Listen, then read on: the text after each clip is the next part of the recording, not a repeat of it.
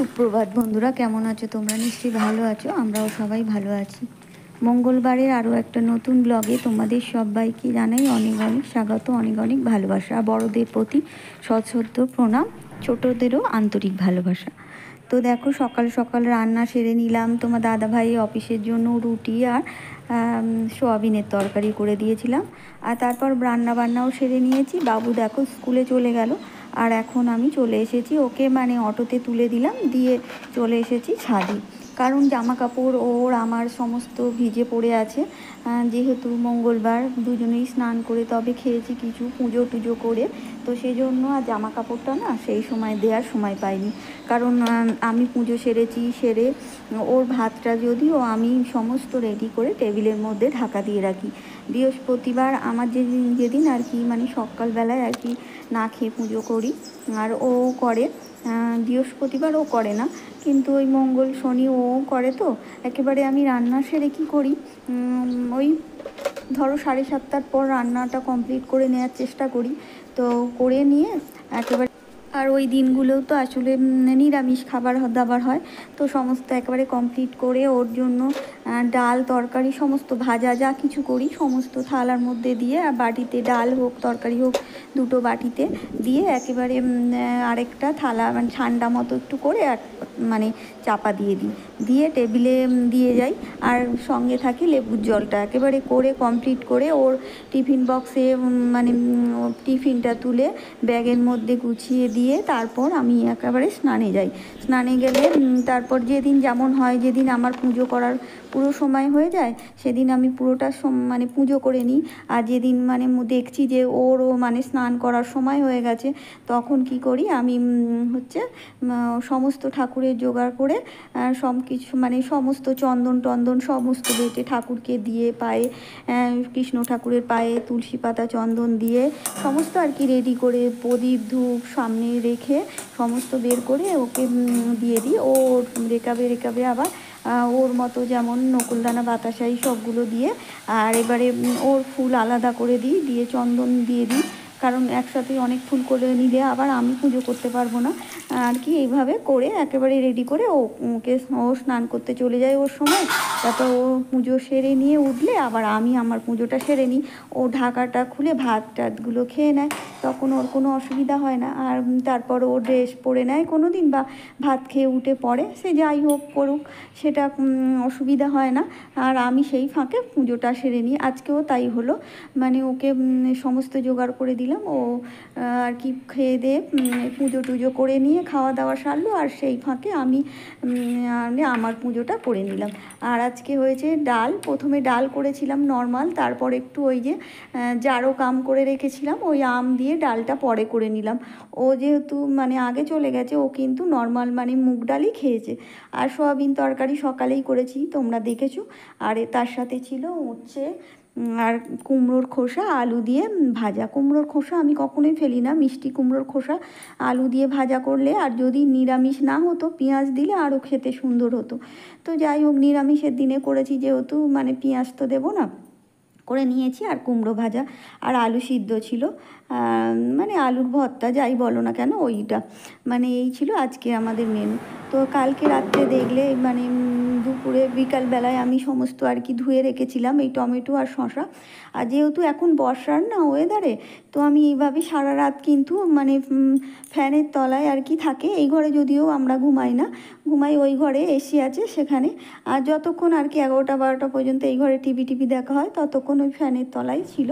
আর আজকে সকালেও চলে যাবার পর আমি কিন্তু ওগুলো গুছিয়ে রেখে দিলাম। কেন বলো তো, রাত্রেই রাখলে না ওই যে একটা বর্ষার সবজি, তো একটা পচে ওঠার সম্ভাবনা থাকে। তো ওইভাবে রেখে দিলে আমার টমেটো অনেক দিন ভালো থাকে, আর শশাও 1 সপ্তাহের মধ্যে আমাদের শেষ হয়ে যায়। শশাটা আমরা ভীষণই খাই, নিরামিষের দিনে তো আরও বেশি খাই, আর শনিবার আমাদের বেশি লাগে, যেহেতু সেদিন তো সারাদিন ওই রুটি খেয়ে থাকি না, তখন ওই শশাটা খুবই প্রয়োজন লাগে হজম করতে। তো দেখো, আমি আল্লা টাল্লা সমস্ত গুছিয়ে নিয়েছি। আর এভাবেই কিন্তু জামা কাপড় আমরা হ্যাঙ্গারে টাঙিয়ে রেখে দিই, কারণ ভাঁজ করে রাখা সম্ভব হয় না। তোমার দাদাভাইও অফিসে পড়ে যায় একটা, আর বাবুরও তো একদিন হাউস ড্রেস আর একদিন নর্মাল ড্রেস স্কুলে। তো সেই জন্য ওভাবেই সমস্ত কিছু করে গুছিয়ে রেখে দিই। আর এখন দেখো আমি সমস্ত কাজকর্ম করে আবার চলে এসেছি এদিকে, মানে তোমার ঘর টর মুছে নেব, গাছে জল টল দিয়ে দিলাম, দিয়ে এবার এইগুলো আসবাবপত্রগুলো একটু মোছামুছি করে নিচ্ছি। তোমরা জানো এটা আমার মানে প্রতিদিনকার এরকমই করি, আমি যা গাছে জল দিই প্রথম, তারপর দিয়ে আসবাবপত্র মুছি, তারপর এবারে ঝাঁট দিয়ে তারপর এটা মানে ঘর দালান সমস্ত মুছে নেব। এটা হচ্ছে আমার রুটিন মাফিক কাজ। সব দিন হয়তো সবটা তোমাদের সাথে শেয়ার করি না, কারণ সবটা শেয়ার করা সম্ভবও হয় না। আর এইভাবে করে নিলে কি বলো তো, ধুলোগুলো যে নিচে পড়ছে না, একেবারে ঝাঁট দিয়ে বের করে দেব, দিয়ে আর ঘর মুছে নিলে মানে অনেকটা আমার মনে হয় যে পরিষ্কারটা বেশি হয়। আর এইটা যদি না আমি ঘর ঝাঁট দিয়ে আর কি মোছার পরে এই বাসনপত্রগুলো মুছি না, এর গায়ে থেকে যে একটা ধুলো পড়ে। আর জানোই আমাদের একদম রাস্তার ধারে বাড়ি, ঘর থেকে রাস্তা দেখা যাচ্ছে সমস্ত কিছু, মানে কি বলবো, সব সকাল থেকে মানে রাত্রির পর্যন্ত এখন চলছে গাড়ি ঘোড়া। আর যদিও এখন একটু রাস্তায় জল জমে আছে বলে তাই, মানে তা না হলে তো একদম ধুলো বালিতে মানে ভর্তি হয়ে যায় ঘর বাড়ি। সকালে মুছলেই তার 2-3 ঘন্টা পরেই তুমি ভাববে যে আরেকবার, মানে কেউ যদি এসে পড়ে না ভাববে যে এই সব আসবাবপত্র কিছুই মোছা হয়নি, মানে এমনই অবস্থা হয়। যদিও বর্ষাকাল বলে অতটা মানে বোঝা যাচ্ছে না, ধুলোটা রাস্তা দিয়ে সেভাবে উঠছে না। তো যাই হোক, আমি আমার কাজ করে নিলাম। আর এগুলো কাজগুলো করে নিলে না মনে একটা শান্তি পাওয়া যায়, প্রতিদিন এই কাজগুলো করে নেওয়ার পর রেস্ট নিলে বেশ ভালো লাগে। যদিও বাবু চলে যাওয়ার পর আমি কিছুক্ষণ রেস্ট নিতে পারি, কারণ সেই সময় যে খাই, আর খাওয়া দাওয়ার সময় একটু টিভিটা চালিয়ে কখনো তোমাদের একটু কমেন্ট পড়ে 2-1টা কমেন্টের রিপ্লাই দিই, এরকম করতে করতে মানে আধ ঘন্টার মতো আমি রেস্ট নিয়ে আবার কাজে লেগে পড়ি। আর একটু সকাল থেকে মানে উঠে পড়ি 5টা 10-15, তার মধ্যে এবার একটানা কাজ করি, তারপর বাবু চলে যায় ধরো ওই 9টা বাজতে 10 মিনিট বাকি এরকম, কখনো মানে 40-এর দিকে বেরিয়ে যায়। অটোতে তুলে আমি বাড়ি আসি, আবার একটু তো দাঁড়াতে হয়, তারপর বাড়ি আসি কোনো দিন 9টায় এরকম হয়।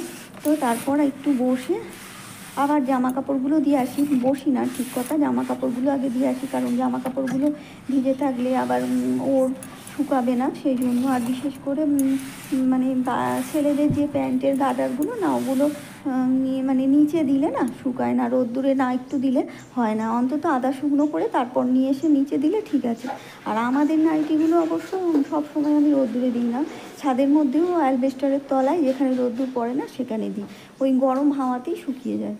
ওটা হয়তো নিচে দিলেও হাওয়ার মধ্যে শুকিয়ে যাবে, যেহেতু যাই সেই জন্য একেবারে সবারটাই দিয়ে দিই। আর আমারটা একটু রোদ্দুরে কম দিই, কারণ আমাদের পাতলা পাতলা জামা কাপড় তো এগুলো শুকিয়ে যায়, আর ওদের ওই যে কোমরের গার্ডারটা তার জন্যই শুকায় না। তো যাই হোক, রোদ্দুরে দিয়ে সমস্ত কাজকর্ম করে নিয়ে এখন ঝাড়া মোছা করে নিলাম, দেখলে এবার একটু রেস্ট নেওয়ার সময় পাবো। তারপরে দেখছি যে এই বাইরের বারান্দাটা লাস্টে আমি মুছি, এখানে ওই যে চাল ধোয়া জলটা রেখে দিই সেটা দিয়ে দিয়েছি, দিয়ে আর তারপর দেখছি এত পিঁপড়ে বেরোচ্ছে, মানে আমি যে মুছবো সেখানে মানে কিছুই করা যাচ্ছে না। তো সেই জন্য আবার কি করলাম, এই স্প্রেটা হচ্ছে মানে ওই পিঁপড়ে মারার, তো দিয়ে দিলাম গাছের গোড়ায়। তা না হলে এত পিঁপড়ে বেরোচ্ছে যে মানে জ্বালা পিঁপড়েই কালো কালো, তো সেজন্য দিয়ে দিলাম। আর গাছের গোড়ার মধ্যে মূলটা ওরা খেয়ে নেয় জানো তো, এই গাছ থেকেও বেরোলো। তো এই দেখো, এদিকটা খানিকটা মোচা হয়ে গিয়েছিল, প্রথম বুঝতে পারিনি, এদিকটা দিয়ে ওদিকটা দিয়েছি যেই মানে বেশি পিঁপড়ে বেরোচ্ছিলো, তারপর দেখছি যে এদিক দিয়েও বেরোচ্ছে। তো যাই হোক, মোচা টোচা কমপ্লিট করে নিয়ে মানে 2টো ন্যাতা দিয়ে আমি মুছি জানো, একটা ওই গেঞ্জি দিয়ে আর তারপর একটা ওই স্টিক দিয়ে। তো যাই হোক, মুছে একবারে এখানে স্টিকটা দিতে এসেছি। আর আমি কতটা যত্নে রাখি সমস্ত স্টিকটা, প্রতিবারেই এভাবে আমি কিন্তু রোদ্দুরে দিয়ে একদম শুকিয়ে রাখি, তাহলে স্টিকটা ভালো থাকে। আর সঙ্গে আমি জামা কাপড়ও তুলে নিয়ে আসি। আর সন্ধ্যের আগে দেখো আমরা একটু চা পাঁপড় ঝুড়ি ভাজা মুড়ি খাবো বলে একটু করে নিচ্ছি। তো আমার সমস্ত বন্ধুদের অসংখ্য ধন্যবাদ জানাই, এভাবে তোমরা আমার পাশে থেকো। আর পুরনো বন্ধুরা অবশ্যই পাশে থেকো, তোমাদের সহযোগিতা ছাড়া আমি একটু এগোতে পারবো না। আর নতুন বন্ধু যারা পাশে থাকতে চাইছে তারা অবশ্যই সাবস্ক্রাইব করে লাইক কমেন্ট শেয়ার করে পাশে থেকো। একটা কমেন্টের মাধ্যমে আমার পরিবারে আসবে, তাহলে ভিডিও দেখে আর আমিও তোমাদের পরিবারে চলে যাব। তো আগামী দিন নতুন কোনো ভিডিওর সাথে দেখা হবে। তোমরা ভালো থেকো, সুস্থ থেকো, আনন্দে থেকো। টাটা।